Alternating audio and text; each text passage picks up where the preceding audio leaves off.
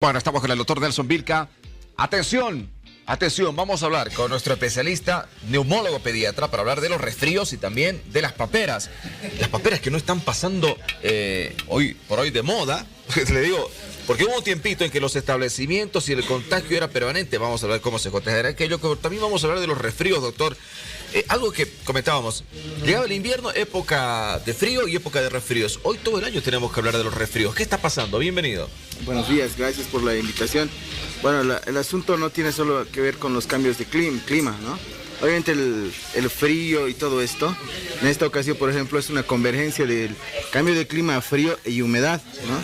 Estos cambios de clima y además la contaminación que se conoce como polución ambiental, ¿no?, hacen que los mecanismos de defensa pulmonares sean ineficaces, por ende mayor probabilidad de infectarse, ¿no? Por eso podemos ver en estas últimas semanas una emergencia importante de cuadros respiratorios de rinofaringitis, resfríos comunes, bronquiolitis, bronquitis y hasta neumonía, que están produciendo hospitalizaciones, ¿no? Claro, los niños son los más vulnerables a esto, ¿no? Ahora, doctor, hablemos por favor acerca de las paperas, la parotiditis. Ojalá hubiera conocido esta entrevista antes. Yo soy víctima yo no soy solo víctima de la parotiditis, sino también de la orquitis, doctor. No hace mucho. O sea, sí, no hace mucho, hace como unas 2 semanas yo estaba en cama. Ahí sí, ¿no?, parecía hámster aquí, sí, todo esto inflamado. No solamente le está dando a los niños, he visto que también a varios adultos. Sí, bueno, eso tiene que ver desde hace 3 años. La CDC de Estados Unidos empieza a reportar a nivel mundial el incremento de esto. Y esto se debe a que después de varios estudios se sabe que la vacuna que existe a nivel mundial, ¿no?, con una sola dosis la cobertura llega a ser entre 75 a 85%, ¿no?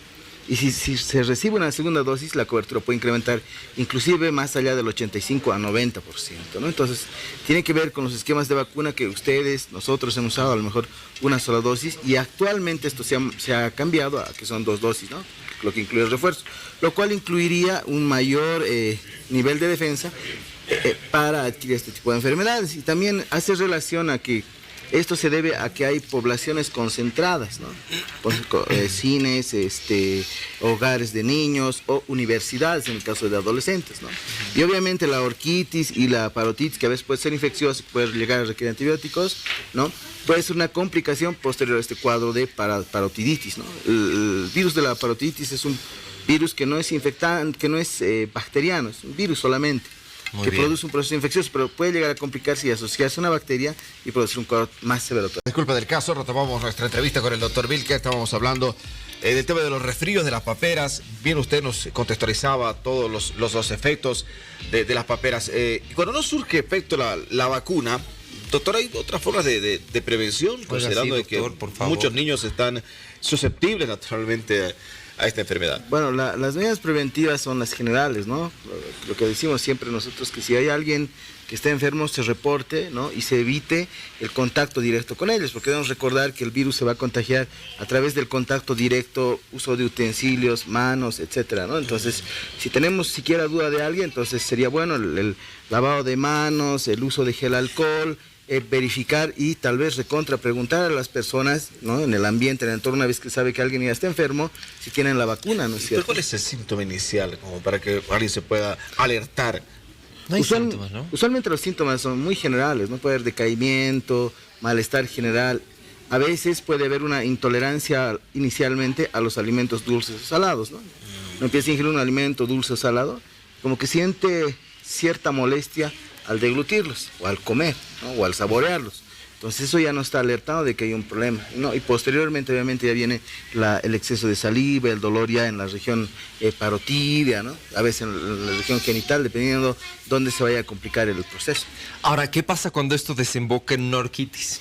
Bueno, en este caso para los varones, ¿no? Lo que pasa es que los testículos fisiológicamente siempre están menos 1 a menos 2 grados del cuerpo, ¿no? Eso tiene que ver con la supervivencia de las células germinales. Entonces, cuando hace calor, los testículos, por ejemplo, se alejan del cuerpo, ¿no es cierto? Y cuando hace exceso de frío, se aproximan al cuerpo. Entonces, cuando nosotros estamos frente a esta enfermedad, el exceso de calor puede llegar a dañar las células germinales, ¿no? Bueno, a ver, algunas recomendaciones. Ahora, para tomar previsiones, vamos a retomar el principio de la entrevista. El tema tema de los resfríos, donde muchos padres de familia están preocupados por estos problemas neumológicos?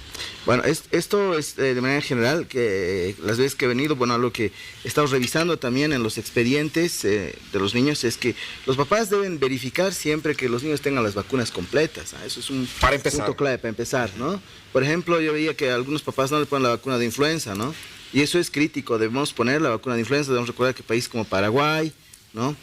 Colombia y otros, ellos están atravesando ahorita ya por eventos por influenza H1N1. Entonces es el punto más importante, porque si bien un resfrío común puede producir un cuadro respiratorio y eventualmente complicarse hacia neumonía, ¿no?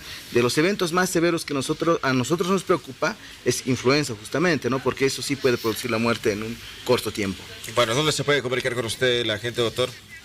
Conmigo me pueden ubicar a través del Facebook, estamos en Cerelab, y directamente al celular, que es el 725-25-851. Bueno, siempre es importante tener un pediatra a mano, tener el teléfono de contacto ante cualquier emergencia. El padre siempre se asusta y ¿qué hago? A veces se enloquece. Sí. Bueno, gracias, doctor, por estar con nosotros. Ya estaremos hablando de otros temas seguramente en una próxima visita. Muchas gracias por la invitación. Buenos días.